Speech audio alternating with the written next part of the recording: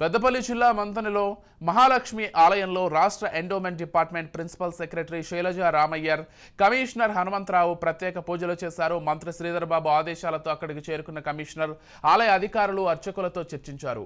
ఆలయాల అభివృద్ధికి ప్రణాళికలు సిద్ధం చేయాలన్నారు. 2025 మే నెలలో వచ్చే సరస్వతి పుష్కరాల సందర్భంగా కాళేశ్వరం గోదావరి తీరంలో పుష్కర ఘాట్లను అభివృద్ధి చేస్తామని తెలిపారు.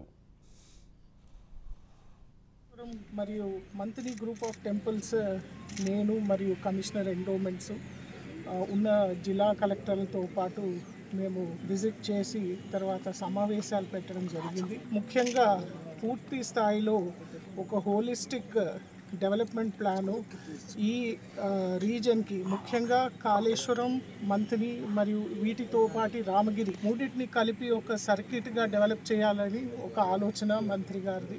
వీటిల్లో ఎండోమెంట్ డిపార్ట్మెంట్ తరఫున కాళేశ్వరం గుడి లోపల తర్వాత గుడి చుట్టుపక్కన ఎట్లాంటి డెవలప్మెంట్స్ చేసి గుడిలో భక్తుల ఉపాయాలు కావాల్సినటువంటి వసతులు కూడా మేము ఏ రకంగా క్రియేట్ చేయాలి, అదేవిధంగా ఎక్కువ మంది భక్తుల్ని ఎట్లా తీసుకురావాలి అని కాళేశ్వరంలో డిస్కస్ చేయడం జరిగింది. గోదావరి నీళ్ళని ఏ రకంగా శుభ్రం చేయాలి అని, తర్వాత కావాల్సినటువంటి వసతుల్లో ముఖ్యంగా టాయిలెట్స్, తర్వాత షవర్ చేయడానికి మహిళలకి మగవాళ్ళకి కూడా అక్కడ ఘాట్ దగ్గర వసతులు చేయాల్సినటువంటి అవసరం ఉంది.